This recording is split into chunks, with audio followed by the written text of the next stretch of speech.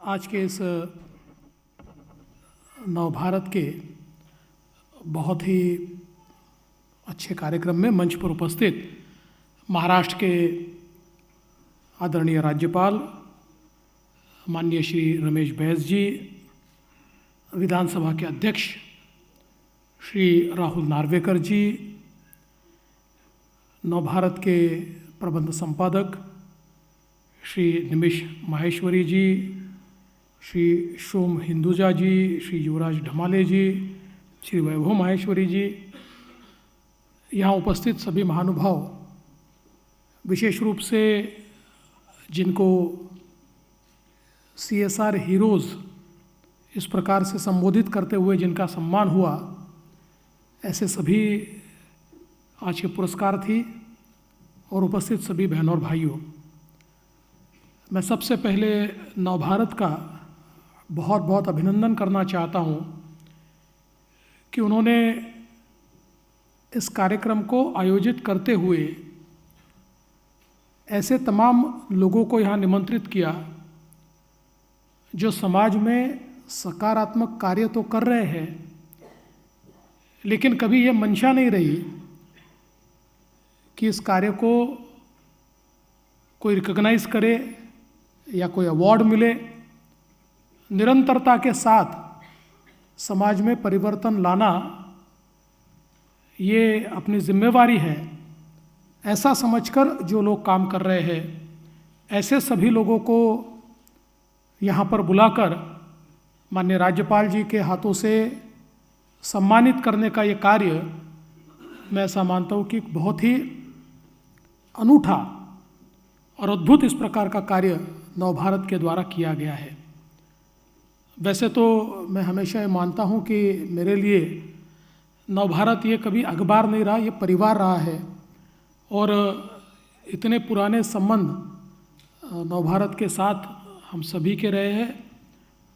और जैसा कि राहुल जी ने भी बताया कि 90 साल पहले जिस नवभारत की स्थापना हुई और आज़ादी के आंदोलन के बाद, पहले आज़ादी के आंदोलन में नवभारत सक्रिय रहा और उसके बाद राष्ट्र निर्माण में नवभारत ने एक बहुत ही सकारात्मक इस प्रकार की भूमिका निभाई है। और केवल एक अखबार के रूप में नहीं, केवल खबरों को छापने वाला या आज की भाषा में कहे तो न्यूज़ ब्रेक करने वाला इस प्रकार का अखबार इस रूप में हमने नवभारत को नहीं देखा। तो नवभारत ये अपने पाठकों में एक प्रकार से राष्ट्रभक्ति का रोपण हो, समाज के प्रति उनके मन में एक सकारात्मकता पैदा हो, इन सारी चीज़ों का ध्यान रखते हुए पाठकों की जो मंशाएं हैं उन सभी मंशाओं के अनुरूप अपने अखबार के माध्यम से, अपने सप्लीमेंट्स के माध्यम से लगातार सेवा करता रहा है। इसीलिए 90 सालों में नवभारत का विस्तार ये लगातार होता रहा और जो पाठक उनसे जुड़े वो पीढ़ियों से उनके साथ जुड़े हुए हमको दिखाई देते हैं। आज इस कार्यक्रम के माध्यम से उसी श्रृंखला को आगे बढ़ाने का काम ये नवभारत के माध्यम से हो रहा है। हम सभी जानते हैं कि कॉरपोरेट सोशल रिस्पॉन्सिबिलिटी एक बहुत ही महत्वपूर्ण इस प्रकार का विषय है, जहां हमारे कॉरपोरेट्स ये समाज के भिन्न भिन्न क्षेत्रों में एक सकारात्मक परिवर्तन करने का प्रयास करते हैं। और मैं ऐसा मानता हूं कि कई बार लोगों को ये लगता है कि राष्ट्र चलता है तो केवल सरकारों के माध्यम से चलता है। सरकार तो एक व्यवस्था है ही और सरकार के पास जिम्मेदारी भी है राष्ट्र को चलाने की, लेकिन उसके साथ साथ समाज के कई लोग ऐसे होते हैं जो अपनी जिम्मेदारी को समझकर मैंने कुछ पाया है तो राष्ट्र ने मुझे दिया है, मैंने कुछ पाया है तो समाज ने मुझे दिया है, इस प्रकार का भाव मन में रखते हुए अब जो मिला है उसको समाज को और राष्ट्र को वापस करने का प्रयास मैंने करना चाहिए, इस भाव को मन में रखते हुए कुछ लोग काम करते हैं। और मैं ऐसा मानता हूँ कि कॉरपोरेट सोशल रिस्पॉन्सिबिलिटी में यही भाव है कि हमको समाज ने दिया है। हाँ, ज़रूर हमने व्यवसाय किया है, उसमें से प्रॉफिट अर्न किया है, लेकिन अब इस प्रॉफिट में कुछ चीज़ें समाज को भी वापस करनी चाहिए। और उसी के चलते अलग अलग समाज के अंगों में ये सारा कार्य आज होता हुआ हमको दिखाई देता है। और मैं ऐसा मानता हूँ कि ये सारे कार्य में विशेष रूप से मैंने अक्सर ये देखा है कि जो जिनका हमने सम्मान किया, ऐसे कई लोगों को मैं यहाँ पर जानता हूँ जिन लोगों ने इस भाव को अपने मन में संजोकर और जब कार्य किया है तो उस कार्य में जो उनका बिरलापन है वो हमको देखने को मिलता है। क्योंकि कई बार कोई कार्य होता है तो हम लोग सिर्फ कार्य करने के लिए उस कार्य को संपादित करते हैं, लेकिन जब उसमें संवेदनाएं आती है, जब व्यक्ति उसमें अपनी जान डालकर काम करता है तो उसका परिणाम अलग होता है। और कॉरपोरेट्स ने सोशल रिस्पॉन्सिबिलिटी के माध्यम से यही किया है। जो काम हम पहले करते थे उस काम में एक नई सोच लाई है, कई जगह पर नई टेक्नोलॉजी लाई है, नवाचार लाया है,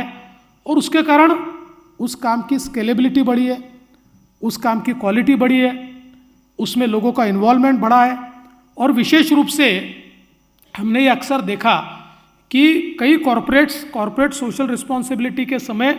जेंडर सेंसिटिविटी का बहुत विचार करते हैं। और मैं ऐसा मानता हूँ ये भी बहुत महत्वपूर्ण है कि अगर जेंडर सेंसिटिविटी का विचार करते हुए कॉरपोरेट सोशल रिस्पॉन्सिबिलिटी की बात हम करें तो हम लोग एक समावेशी विकास की जो बात करते हैं, सभी को साथ में लेकर विकास की जो बात करते हैं, उसमें हम लोग निश्चित रूप से सफल हो सकते हैं। पिछले समय जब मुख्यमंत्री के रूप में काम करने का मुझे अवसर मिला, उस समय हमने एक विलेज सोशल ट्रांसफॉर्मेशन इस प्रकार का एक उपक्रम हाथ में लिया था। और कॉरपोरेट्स और सरकार ने मिलकर 1000 गांवों को मॉडल गांव में परिवर्तित करने का हमने काम हाथ में लिया। और इसमें सरकार का बजट तो होता ही है, लेकिन सरकार का बजट खर्चा करते समय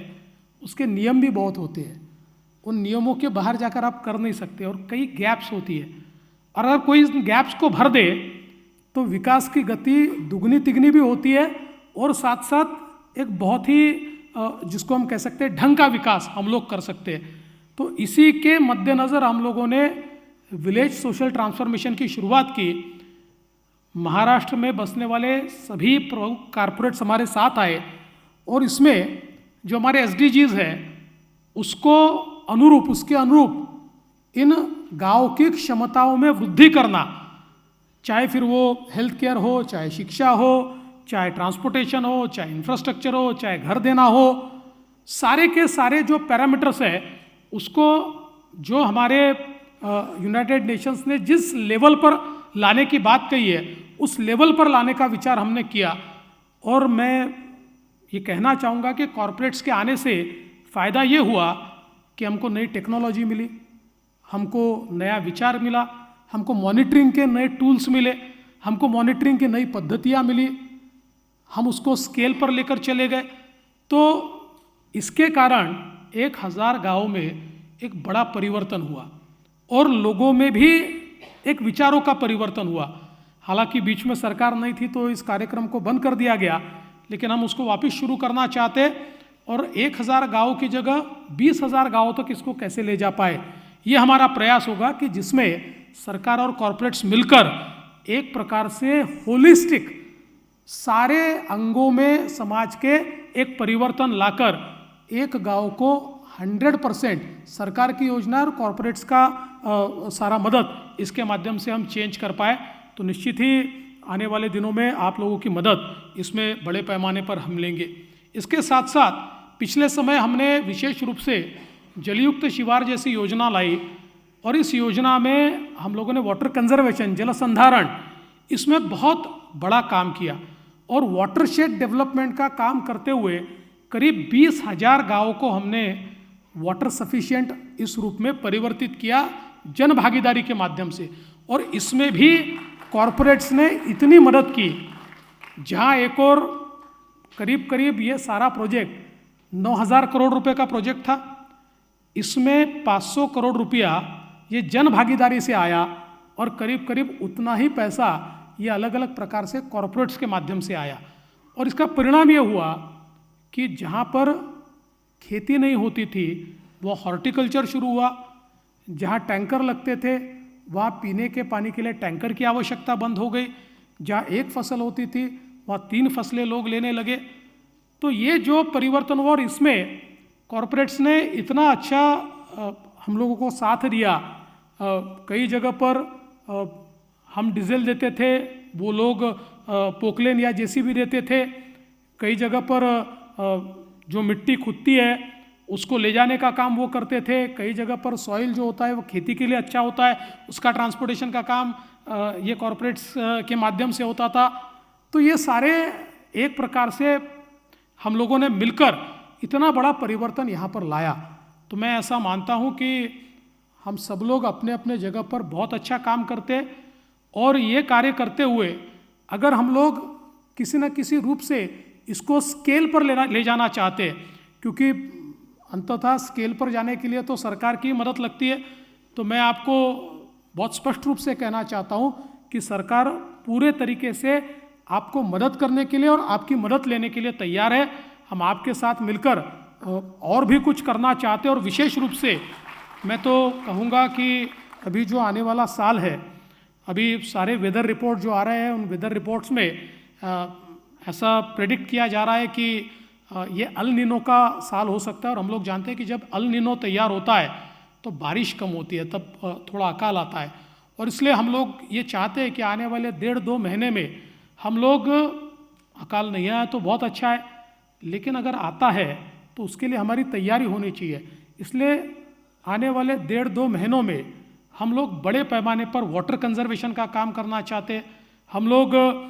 जो मवेशियों के लिए चारा है उसके साइलोस तैयार करने का काम करना चाहते हैं, ताकि आने वाले दिनों में अगर गलती से या दुर्दैव से इस प्रकार से अकाल आता है तो उसका सामना करने के लिए हम लोग तैयार रहे। तो मुझे लगता है कि जो लोग वाटर कंजर्वेशन के क्षेत्र में काम करना चाहते हैं, बजाज फाउंडेशन यहाँ पर है। पिछले समय वर्धा में बहुत अच्छा रिवर रिजुविनेशन का कार्य हमने बजाज फाउंडेशन के साथ किया है। हम लोगों ने संभाजी नगर औरंगाबाद में भी काम किया है। यहाँ पर बैठे हुए कई लोगों के साथ हमने काम किया है। मैं आपको फिर से न्योता देता हूँ कि आप लोग अगर सरकार के साथ काम करना चाहते हैं या आपके किसी प्रोजेक्ट को स्केल पर ले जाने के लिए सरकार की सहभागिता चाहते हैं, तो हम लोग निश्चित रूप से इसके लिए तैयार है। और आपको अगर इसमें कोई सहायता चाहिए, आप सीधे मेरे ऑफिस से भी संपर्क कर सकते हैं। हम लोग निश्चित रूप से आपके साथ मिलकर काम करेंगे। मैं फिर एक बार आप सभी का बहुत बहुत अभिनंदन करना चाहता हूँ, आपको बहुत बधाई देना चाहता हूँ। ये जो अच्छा कार्य आप लोग कर रहे हैं, इसे ऐसे ही आप आगे बढ़ाते रहें और समाज में एक सकारात्मक परिवर्तन करने का अपना कार्य इसी प्रकार से आप लोग जारी रखें। इतना ही कहते हुए अपने शब्दों को विराम देता हूँ। जय हिंद, जय महाराष्ट्र।